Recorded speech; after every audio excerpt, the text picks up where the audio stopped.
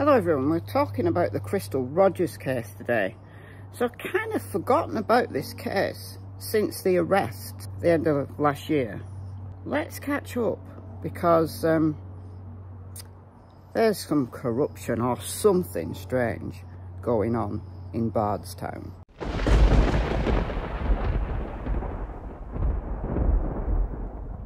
Little background on this case. 35-year-old mother of 5, Crystal Rogers, had a boyfriend called Brooks Houck. And then in July 2015, she disappeared. Now, Brooks Houck has always been a suspect. The Houck family in Bardstown think that they rule the roost. Her body has never been found, and it was only in September of last year that someone called Joseph Lawson was arrested for conspiracy to murder Crystal. Then Brooks Houck himself was arrested. Finally, in December of 2023, Joseph Lawson's father, Steve Lawson, was also arrested for conspiracy. So Brooks Houck arrested for murder, the two Lawsons for conspiracy and such.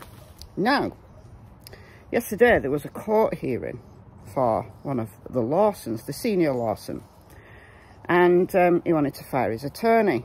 Let's listen to what he said. It's come to my attention, I don't think I'm not trying to knock nobody. My attorney's doing his job for me anymore.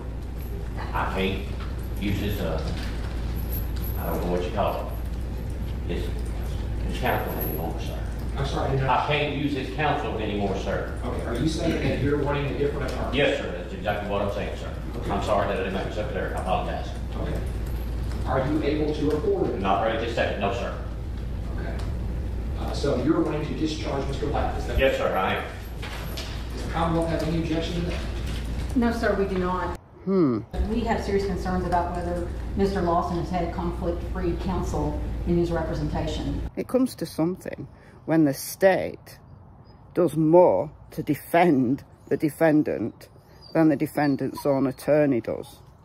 Listen. On August the 4th, there was a jail call that Mr. Lawson had with his family in which he said he had already fired Mr. Lavitt and told him that he no longer required his services because Mr. Lavitt had been meeting with Brooks Houck's attorneys behind his back and had admitted that to him, and that he did not want to continue with him. So I can tell the court that I was surprised yesterday when we got a response from Mr. Lavitt on this motion, because I had assumed that he would file a motion to withdraw on this case and would have informed the court that his client no longer wanted him to represent him. So, private meetings between Brooks Houck's attorneys and the Lawson's attorney. And the senior Lawson is not happy. Quite rightly. So, he's put in a motion for immunity. Presumably, he's going to tell all for a reduced sentence. And the state obviously wants the big fish, not so much worried about the smaller fishes. I previously informed this court in the pleadings that we filed in this case, in particular Mr. Lawson's, the response to Mr. Lawson's motion for immunity, that there is a peculiarity going all the way back to March between these two defendants and the motions that they have filed, or the pleadings that they filed in this case.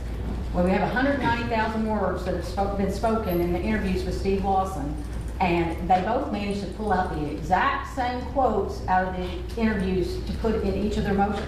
Some of them are not even supportive of Mr. Lawson's claim for immunity. I'm not even sure why the quote would be in there. But they also contain the same misquotes in each motion. They contain the same paraphrasing of people's statements in each motion. They contain the same, such and such walked in the room. They're phrased exactly the same. It defies reason that they would be exactly the same. And I cannot get any scenario in my head where an immunity motion on behalf of Mr. Lawson, in which he has to claim that everything that he spoke in those interviews was 100% the truth, could in any way be in a collaborative effort with Brooks Houck, or Brooks Houck's attorneys, since he obviously gave us information about Brooks Houck, and he would have to affirm that. And I think we saw that when we had the hearing on those motions. Mr. Lavitt couldn't even tell the court what was in his own motion. on that date. And he did nothing to affirm that Mr. Lawson had told 100% the truth. He put on no evidence. There was nothing put forth on that date. And after that hearing, in which he sat here and told the court that his client did tell the truth, eventually told the court that, he went around and around and around that, he walked out of his courtroom and gave a press conference in which he spouted Brooks Houck's defense again, that Steve Lawson was told what to say in those interviews, and it essentially said he didn't tell 100% the truth. Anyhow, this is all Lawson's attorney had to say for himself. Didn't address any of the issues that the state brought up. I arranged for a meeting with my client, Steve Lawson, this past week.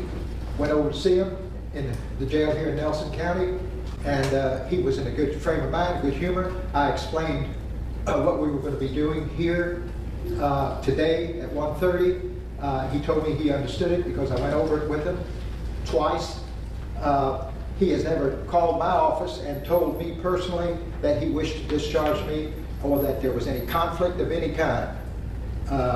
So I have done my best at this point in time without any conflict whatsoever concerning my client.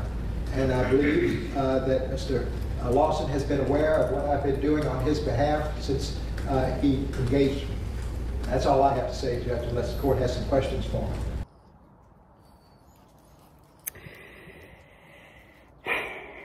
At this time, the court is going to find that Mr. Lawson has requested to discharge his attorney given today. I'm not sure that his request is granted. I think the state, the judge, I think they all know that this is going to be hard fought. However, there's still the other Houck, the brother. I want him arrested. If you want more information, all the background and stuff, go and watch my 2-part Crime Story Sunday episodes on Bardstown. Alright guys, that's all. I'll see you soon.